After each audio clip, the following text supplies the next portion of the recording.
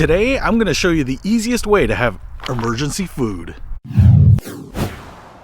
What's happening, Panda Nation? Peter Von Panda here. I just picked this up. It's by Ready Hour, and they are called survival shots. And I picked this up because I wanted to make a little bit of a point about how easy it can be to have calories on the shelf at a really cheap price point. Because I think no matter how many times I talk about it, there always seems to be in the news a new event. Snow in places that it's not supposed to be, fire in places that it's not supposed to be, flooding in places that it's not supposed to be. And I know it is hard, nigh impossible to predict when the next asteroid is going to hit. But if we are routinely complaining about fires and flooding and rain and snow and frost, well, those are things that just happen over time. I see a lot on the news, empty grocery shelves with no food on them and people scrambling and people being unprepared. And I get it that it's expensive to have food. It doesn't stay very long.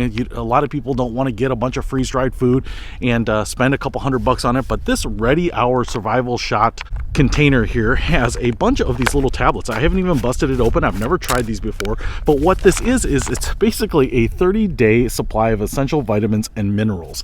And what that means is that in a pinch, you can survive on this. Now, I think it's meant to be a supplement to whatever else you can find. So if you're eating some ramen noodles, this will kind of help supplement you. But I'll tell you what, if I didn't have anything else and I just had this on the shelf and I had water like I do in my pocket right now, I would feel a lot better about me not necessarily starving to death in an emergency because I could eat these. Now, again, this isn't meant to be a full meal or anything like that.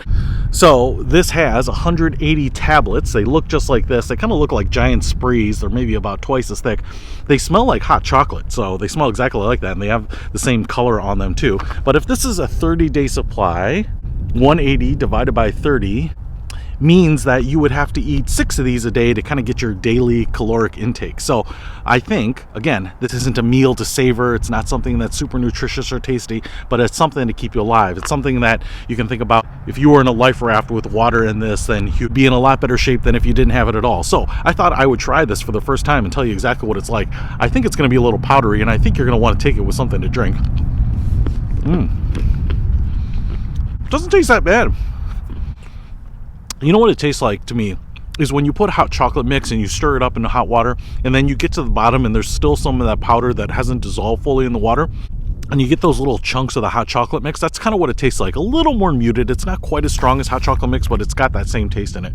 Just maybe at 70% of the volume of hot chocolate mix, but that's exactly what it tastes like. It tastes pretty good. Now, I do have a little bit of it stuck in my teeth, so taking it with a shot of water is no problem. I tell you, it's pretty pleasant. I've tried some of the emergency protein bars and stuff like that, and they taste a little bit like shortbread or biscuits, so they're not super tasty. This definitely tastes a little bit more like a piece of candy, but I tell you what, something like this, which is maybe 24 or 25 bucks, will provide you in an emergency 30 days of sustenance, which is pretty amazing. So I think this is a really good value. This is something that you could buy, put on your shelf. It's shelf stable, it will store for a really long time, and it will just give you a little peace of mind that if you get hit with that emergency, with that natural disaster, with a food shortage in your area, that you'll have something to kind of keep the internal furnace burning.